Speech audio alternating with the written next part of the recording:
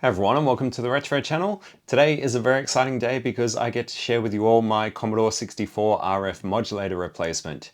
This is a board that's designed to replace the original RF modulator in a Commodore 64 or a 128 and provide a better than stock video output.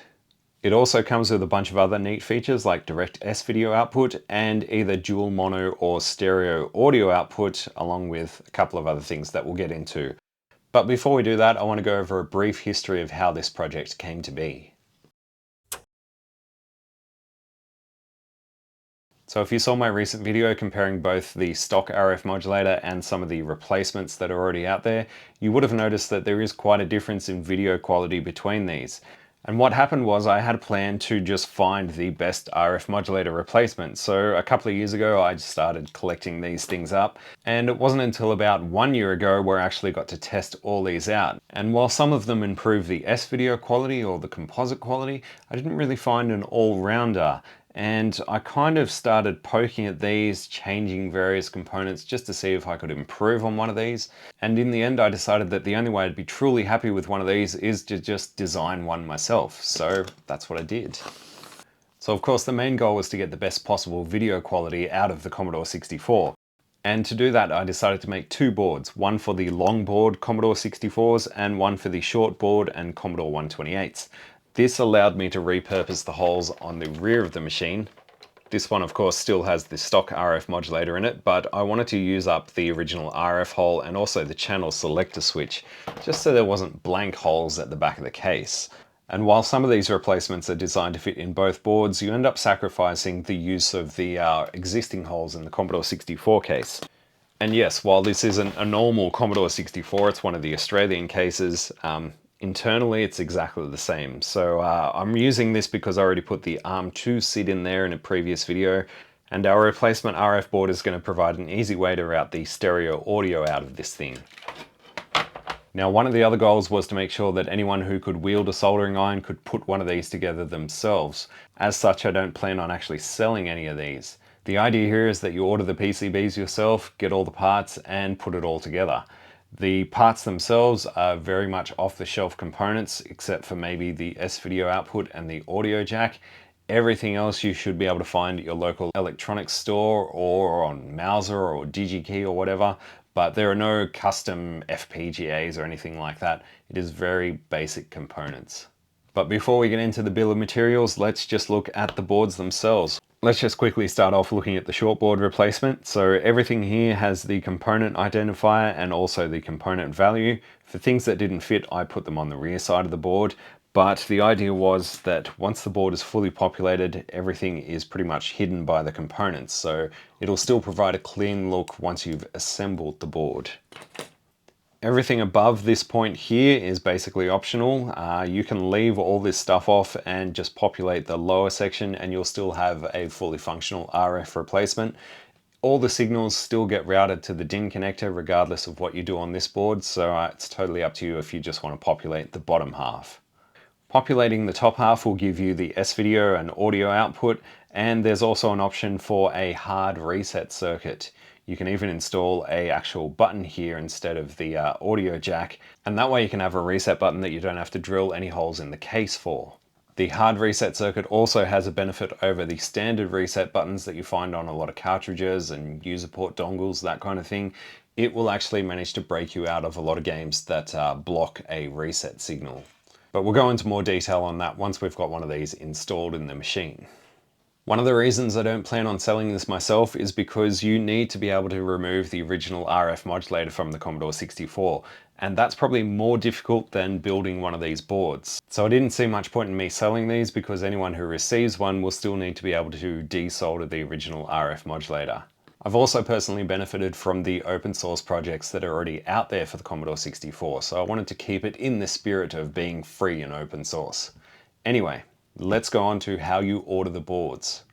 Ordering these is incredibly simple thanks to our channel sponsor PCBWay. All you need to do is find the link in the video description, click that, and that'll take you straight to PCBWay's website. From there you can just add it to your cart, and while you're there, why not check out their shared projects section. Here you'll find all kinds of projects for Commodore 64s and a lot of other retro computers. But once you've done all that, within no time you should have these boards in your hands. Then we just need to build them. A link to the bill of materials will also be in the video description. It'll also be on PCBWay's project page and on the GitHub page for this project. So these are the parts required to build the Longboard version. As you can see, it's all pretty straightforward stuff, so let's just jump straight in and start soldering. So all we need to do is bend some legs like so and stick them into the board. Now I'm starting with all the flatter components, all the lower profile stuff.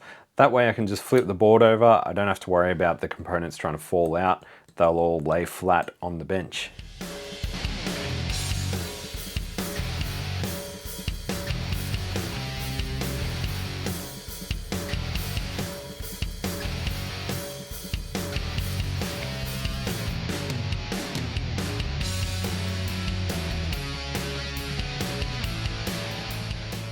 Now you'll probably notice that I missed two here, and the reason for that is because I wanted to explain what these spots are for.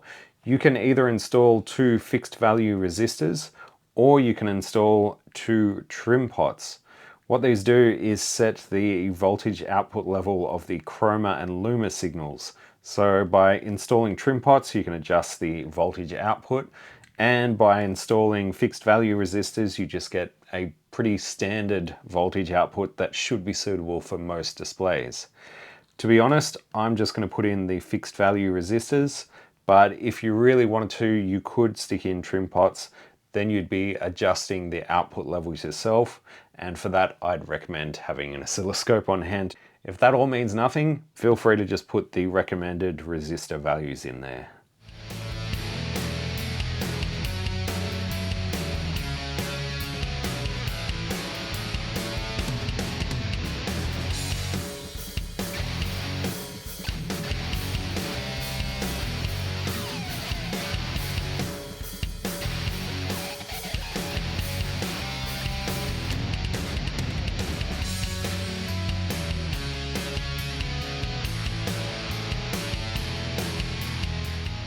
Alright, let's talk about the composite video stuff. So there is a couple of things here that control the composite video output. One of them is a trimmer capacitor. So this little guy is 120 picofarad trimmer capacitor. This is also optional. You can also install a 100 picofarad fixed value capacitor here. I'll explain what the difference is once we actually get this installed in the board. Well, actually, I'll demonstrate what the difference is. For this one, I do recommend putting the trimmer capacitor in there, but yeah, 100 picofarad fixed value is probably the safest option if you don't want to find a trimmer capacitor that's 120 picofarad. I don't know how easy they are to find. I obviously got pretty much all this stuff off AliExpress, which makes it quite cheap. But like I said, the 120 picofarad trimmer is not 100% essential. You can always just stick in 100 picofarad fixed value ceramic. The other spot here actually takes two pin headers, and therefore putting on a jumper.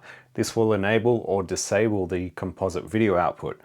What I found was having the composite video output disabled actually improved the S-video quality by just a hair.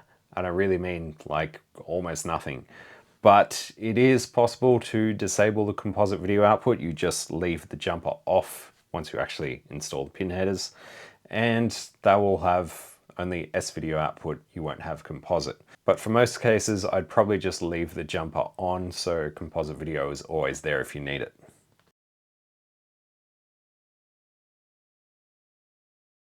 And if you're just looking for a simple RF modulator replacement with no added features, that is pretty much all you need to do. Obviously you need to put some pin headers in around the sides of the board so it can actually be mounted in the Commodore 64. But like I said, you can leave off all this stuff up the top here. I'm going to put all this stuff in because I do like the idea of having a direct S-video output and also an audio output. Now, while we're talking about the audio output, this spot up here is where our audio connector would normally fit, but you'll probably notice that it has a bunch of extra holes around here. So you can stick the audio connector in and that'll give you a direct connection for audio. Like I said, all these signals are still available on the standard C64 AV DIN connector. But if you didn't want the audio there, you could also pop in a little push button switch, and then you could have a reset button. The hard reset circuit can also be used with an external reset switch. So say if you've already got a reset switch on the case of your Commodore 64, or you were thinking about adding one somewhere, you can actually use this circuit and use this pin header here to run to an external switch, which is what I'll demonstrate once we get this installed in the machine. So for this one, I'm going to opt to have the audio connector there as opposed to the reset button. And obviously we'll have the S-video output. And if you weren't planning on using the hard reset circuit, you can leave all the other stuff blank. You'll still have the direct connections working here.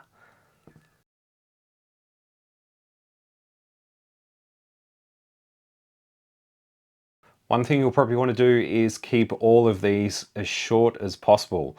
On the Commodore 64, there is a big metal ground plane right below the RF modulator.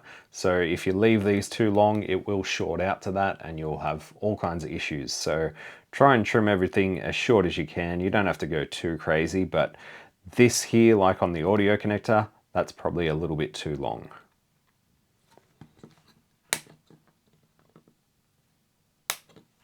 So like I said, I do plan on using the hard reset circuit, but I'm going to wire it up to an external switch. So we're still going to install all these components, plus these few pin headers over here.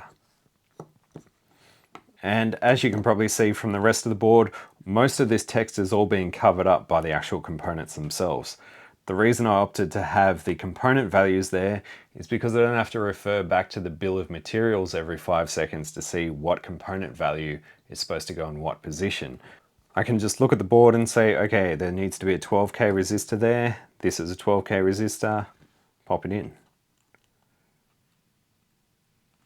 And once it's installed, all that text is covered up.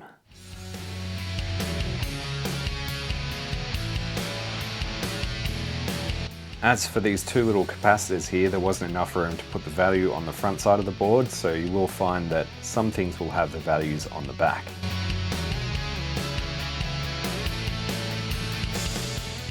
One thing I forgot to mention is while most of these components are very common and you should be able to pick them up pretty much anywhere, the S-video connector and the audio connector are somewhat specific. So the ones I ordered from AliExpress, which you'll find links to in the bill of materials, have a lip around the S-video connector. This helps it fit where the original RF output was, and you're not trying to plug in the S-video cable and not being able to reach the actual connector itself. Likewise, the audio connector was chosen because it also fits in the same spot as where a reset switch would fit. So that's why there's excess holes still empty, because you can fit the reset switch in there instead. So yeah, apart from those two components, everything else is very common and you should be able to find it pretty much anywhere. If anyone comes across these same connectors available somewhere else, let me know, I'll add them to the bill of materials. Let's put in these pin headers. So everything that has a square on the top side means the pin header needs to face upwards like so. And everything that has a square on the bottom side means the pin header needs to stick downwards like that. So you'll notice that these guys don't have a square around them. On the top side they do, so that means it goes up this way. And I probably should have soldered the pin headers before the output jacks, because now every time I turn the board over, they're just going to fall out. That's okay. We'll burn our fingers a little. Could also use blue tack, but nah.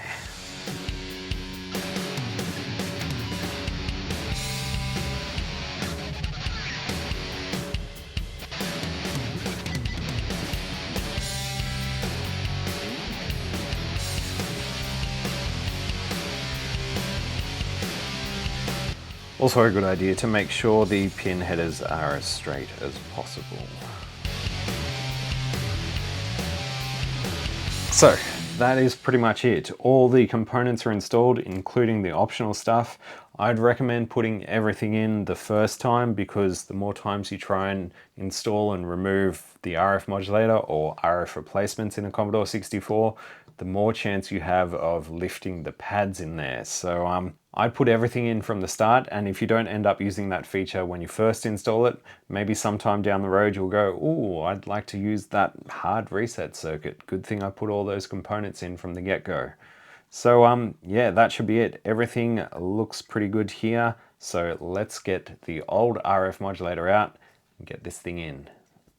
One more thing I should mention is I don't actually plan on building the Shortboard or the 128 replacement in this video. The differences are pretty minimal between them. I think R5 is a 75 ohm on here, whereas it's a 180 there. R10 is a 1K, whereas it's 470 there. And the trimmer capacitor does not exist on the Shortboard version. The reason is this one needs a 200 picofarad capacitor, and I couldn't find a trimmer capacitor that goes that high. So maybe you could bodge it in with 100 picofarad and a 120 picofarad trimmer capacitor sort of in parallel, but I don't really recommend it. I think the Shortboard composite video out is fairly decent once you put this in anyway. So that's really the only differences. Oh, and the Shortboard doesn't require this stuff here, which is the 5-volt regulation circuit. And I just realized I missed 2 pin headers there. Let's get this board out of the Commodore 64. Now, of course, if you've got the RF shield that's soldered onto the board, you'll have to remove that because we're going to need to access the bottom. All right, and this section here is where our RF modulator is. So we've got a few things that need to be straightened up.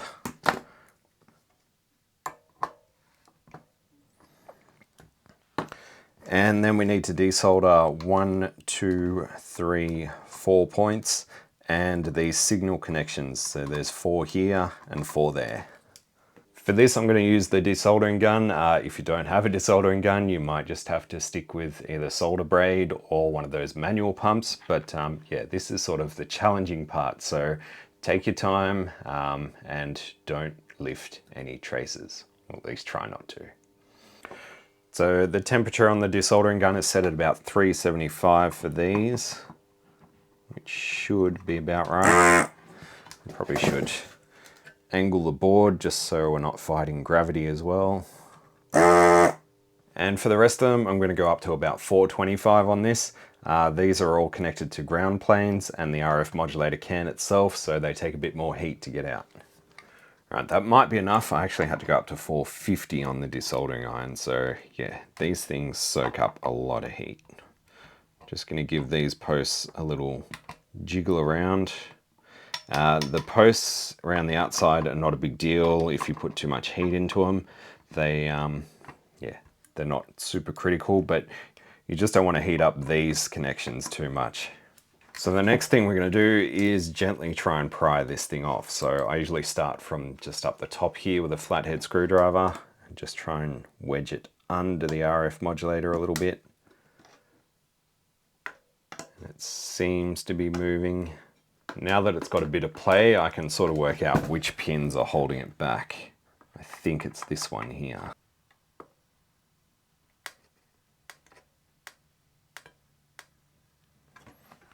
All right, we're getting close.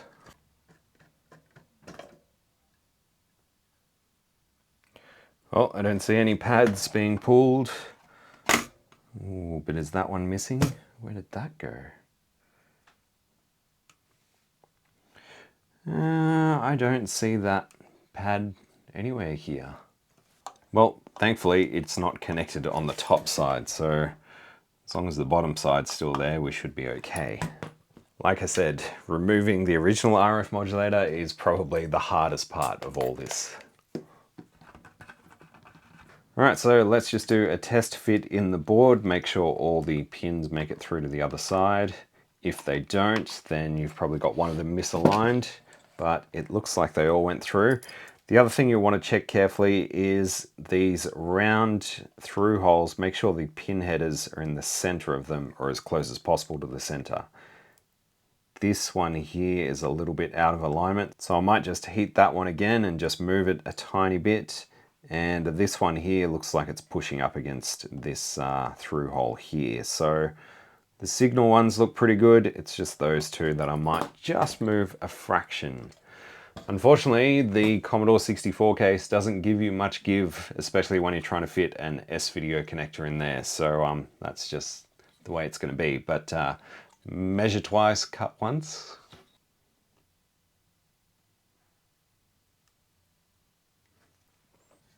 Right, I think that's better. So all the pins are fairly centered in each hole. Let's do a test fit in the bottom case. So I'm just going to place it in there, put a couple of screws in just to hold everything in place. And then using an actual S-video cable, I'm going to try and plug this in through the case itself. If I could get this thing to stay straight. Yes, this Australian case is a little bit oddball, so it's probably not the best example that I could have used. So I think it needs to sit approximately in that position. It looks like everything is still going down through the board, so I'm going to use a little bit of blue tack just to hold this in place. Something like that, and then carefully remove the S-video connector, and the board just moved with it, because of course it did. Carefully remove the connector. All right, and then remove the board.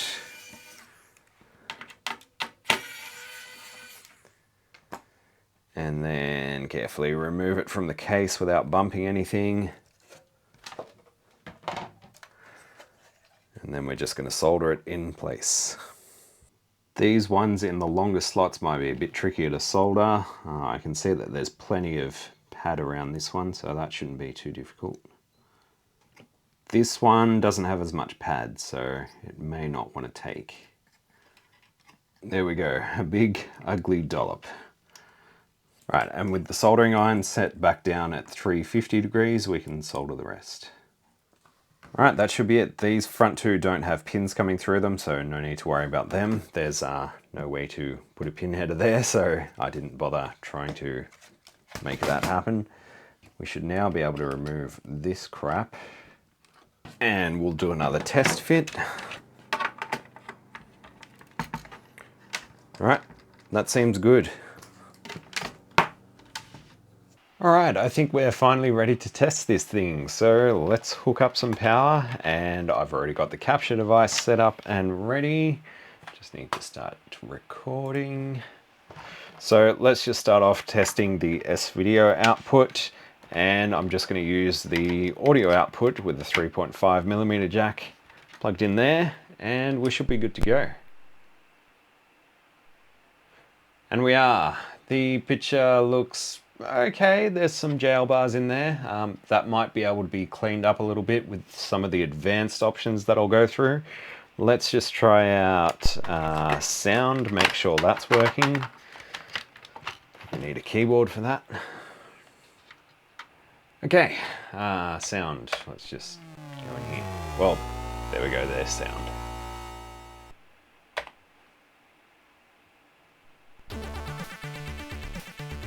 So yeah, our sound is working just fine. It's just mono output. Like I said, this is dual mono, but it can be configured for stereo output as well if you've got a second SID or an ARM2 SID like in this machine. We'll come back to that in a minute. Let's just test out the composite video output. So for composite, you're still going to need to use the standard DIN connector on the Commodore 64. It still provides composite video, mono audio, and the separate Luma Chroma, so you can still use it with a standard Commodore CRT monitor. And if you're using it with a modern display for S-video, you're still going to probably want to put a 300 ohm resistor in the Chroma line for the S-video. I think some of the things like Sven Petersen's breakout adapter have a switch to toggle that on and off, or maybe it's a jumper or something. So all the signals coming out of this DIN connector are at exactly the same voltage level as they would have been with an original RF modulator. It's only the direct S-video jack on here that's actually got the chroma already attenuated, so you don't have to worry about it. You just plug in a direct S-video connection. Let's try composite. Right, there we go. Composite is working, looking very composite-y. Now, for some of the advanced options. So as I mentioned, this trimmer does adjust some of the composite video output. So if we turn it in one direction, you'll probably notice that we're getting some more color bleed, but we're also removing some of the jagged lines over the image. So it kind of softens it, but the trade-off is you get more color bleed. If you go all the way up to the max, which is maybe somewhere around there, you pretty much eliminate the color bleed, but everything looks very harsh. The idea with this is you just kind of set it to whatever looks good to your own eye. Composite video, especially from an old machine like this, is never going to look great. That's why I kind of favor S-video whenever possible. So that's the idea with the composite output. This jumper will disable the composite output. Well, it won't actually disable it. You might get something like this. So what it's actually doing is disabling the chroma being mixed back in with the composite video signal. So the Luma signal is actually buffered once for the composite video and once for the S-video circuit. The chroma is only buffered once just for both of these circuits. The reason for that is because if I wanted to have a separate buffer for the chroma for S-video and composite, that would mean more circuitry here, and I'd also have to up this voltage regulator to one of the larger sizes. I didn't want to go through all that, so yeah, composite video kind of comes second, and to be honest, it's probably not worth it for composite video. It's never going to look perfect anyway. So removing this jumper should, in theory, give you a black and white output. I think what's happening here is the chroma is actually bleeding into the Luma, probably inside the VIC-2 or coming across the board here. So this is what I mean by, you know, it's an early 80s machine and the composite output is not going to be perfect regardless of what you do. That's kind of it for the composite video side. Let's go back to S-video. So yes, this is using the DIN connector, and as you can see, S-video works the same as you'd expect. Now if we remove the jumper for the composite video output, it does have the slightest effect on the S-video output. I think it eliminates a little bit of checkerboarding maybe, but the idea here was if you're only going to use S-video, then you may as well leave this off and enjoy the benefits of the tiniest bit better S-video output. But if you ever plan on using it with composite, you're definitely going to want to have that jumper installed. I'm going to remove all this DIN connector stuff. We're not going to be using that. So if you only plan to use the machine with S-video, you can just hook up both of these connectors. You don't even have to worry about the original DIN connector anymore. You can also take that jumper off if you've never planned to use composite video, and this trimmer does nothing for the S-video circuit, so you can adjust that all day long. Nothing's going to change. So while it doesn't look perfect, it's certainly going to look a lot better than what the original RF modulator was. Like I said in the previous video, I compared all of these different RF modulators and their replacements, so check on that one if you want to see what the differences look like. Let's go into some more advanced options. One of them I want to look at is the Chroma Luma bypass. So that uses these two pin headers here, and it also has these two jumpers here. Now this is another one of those things that may give you a tiny improvement both in S-video and composite, but it's one of those things where I'd only recommend trying it if you really enjoy tinkering around with this kind of stuff.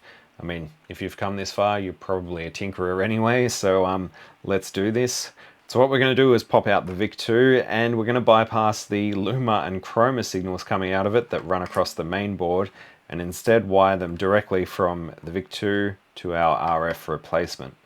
The idea here is to remove some of the interference that's caused by these traces running across the main board, some of which run parallel to the data and address bus signals. So the idea is to remove any interference caused by them having an effect on the Luma Chroma video signals, and as such the video output. An easy way to do this is just to use a 40-pin dip socket, one of the dual wipe versions. So we're going to bend pins 14 and 15 outwards from the socket, making sure everything else stays in place. Then we're going to solder a wire from these two pins to these two pin headers. So just like that, we have a wire coming from pin 14 and 15 of this thing. I'm just going to put a little bit of heat shrink over that. And back in the C64, we're going to pop the VIC2 out of its socket and install it into this one, making sure we've got the orientation right.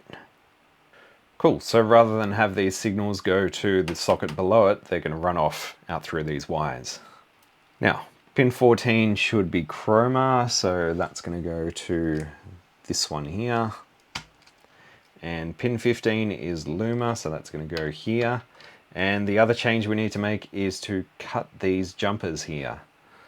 Just be careful when you're doing this because there is a trace in between, so you don't accidentally want to sever that. Alright, those pads are now both disconnected from each other. I did slip a little bit and expose some of the copper, but that's fine. I didn't break anything. Maybe it's not the most ideal solution, but like I said, this is kind of more advanced options. So what we now have is the Chroma and Luma signal going directly from the VIC2 straight to this board. It doesn't run back into the board on either the VIC2 side or on the RF modulator side. That's why we severed these two. So if we power this on, we should still get a video output, which we do. And it may just be my imagination, but I think it looks slightly better than it did before. So if we disconnect one of these, we should lose signal. And this one should remove the color. Ooh, pretty. Out of curiosity, let's just have a look at the composite video just one more time. So yeah, it may look slightly better with the Chroma Luma bypass than it did before, but could just be my imagination. It's only going to make the slightest bit of difference. What it does make a big difference on is the Commodore 128. I found that it really helps out with the jail bars on that thing.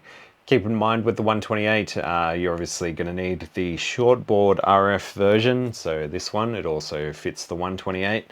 And the VIC2E that's used in the 128 has different pin outs from the regular VIC2. So it's not pins 14 and 15, it's pins 16 and 17, I think, off the top of my head. Check the GitHub page for that. All the details about all these different various features or options is all in the GitHub documentation as well. So have a look there if I'm not making any sense right now. All right, so let's have a look at the stereo output option. So once again, we've got a jumper here, and normally that's closed by default for mono output. But if we sever that jumper and put our right channel input on here, we should get a stereo output from the ARM2 SID. Of course, if you want to change these jumpers back to how they were, you just need to put a blob of solder on them. And we're seeing 60 something kilo ohms, so yeah, that has been severed. Now we just need to hook in our right channel audio. Cool. Everything's still working. Audio is still working, and yes, it is still mono because the ARM2 SID by default will just send mono tracks to both left and right channels, so no changes there. But let's play a stereo SID tune. Well, I had a bit of a head scratcher there for a minute. I was only getting mono output in OBS. It turns out my cheapo HDMI to USB capture device only outputs in mono, which is bizarre. So what's another device on the bench, eh? Let's fire up a stereo SID track. Alright, this is Phobos by Nata or Nata. Hopefully, as you can hear, it is playing in stereo.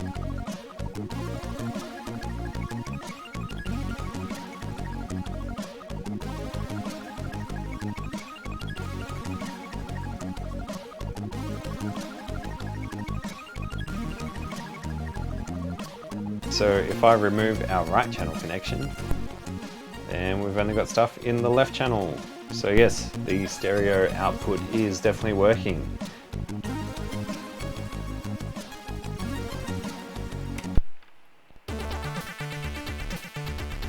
Right, and with a mono SID track, the ARM2 SID down mixes everything to mono. So if I disconnect this now, we just lose the right channel, but it sounds the same.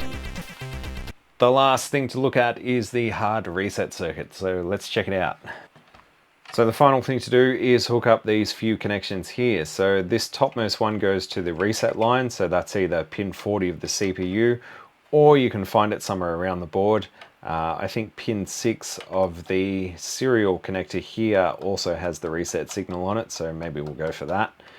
The XROM line can be found on the PLA. You can also find it on pin 9 of the cartridge port over here, so we might use pin 9. And finally, these two hook up to the external switch wherever you want to place it. One of the neat things about the Aussie C64 case is they actually put a dedicated hole for the reset button, so that's where I'm going to stick it. Right, so with the reset signal and the XROM signal hooked up to our new RF board, if we short out these two pins, it should reset the machine, which it does. Nothing too exciting about that, but let's load up a game that doesn't allow you to get out of it by reset. This is 3D Pinball by Mastertronic. A run, stop, restore does nothing, and if we do what a normal reset button is and just short reset to ground, it doesn't let us out of the game. In fact, it just crashes it. So our hard reset circuit is connected. Let's try that again. We are back out to basic. There is a bit more detail about how the hard reset circuit works. It's not my idea, but I've put a link in the GitHub page if you want to read up more about how the actual hard reset circuit works. But yes, we are back out into basic. We can also get back to the game because it is still sitting in memory. If I do a run, stop, restore, we're back in the game. I want to be in the game. I'm guessing a syscall will probably do the same. Yep. So yeah, we can break out of games that normally wouldn't let you break out back to basic. I don't think this hard reset circuit will work with the Commodore 128 because it's got a different reset line and normally you'd end up back in 128 mode. I haven't tried it with a 128, so it's untested and probably not recommended unless you want to risk messing around with your 128. So I'm going to find some better spots to hook up these reset signals and put this switch in. Okay, so I ended up wiring the reset signal to the back of the serial port and the XROM signal goes through a via here, so I wired that there.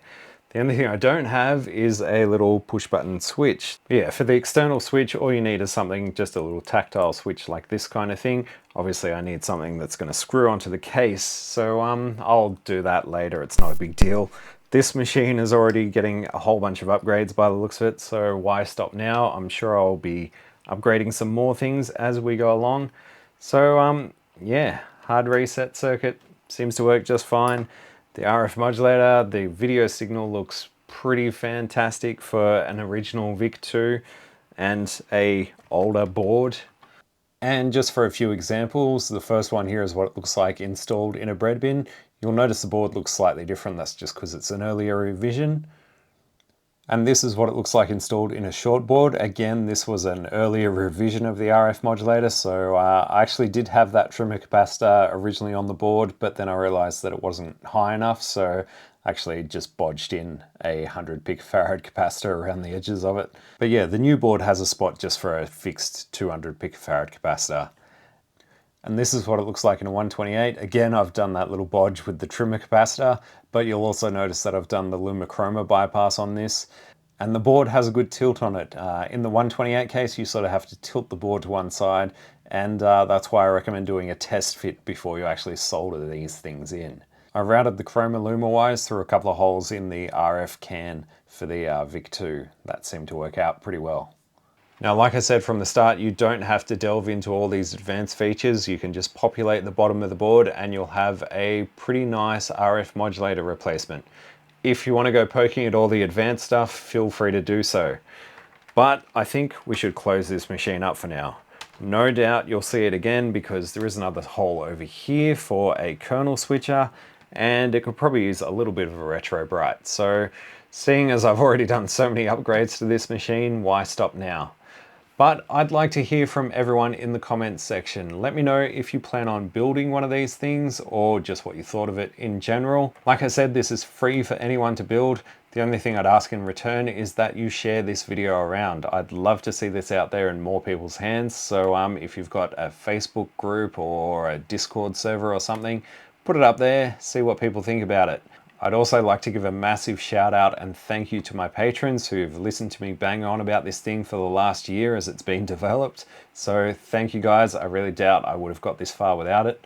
And if you want to help support the channel and future projects like this, links to the Patreon page are down below. So I think this video has gone on long enough. Let's wrap it up here. So like I said, be sure to comment down below and share this video around. Let me know what you thought, and I will catch you in the next one. Thanks for watching. Bye.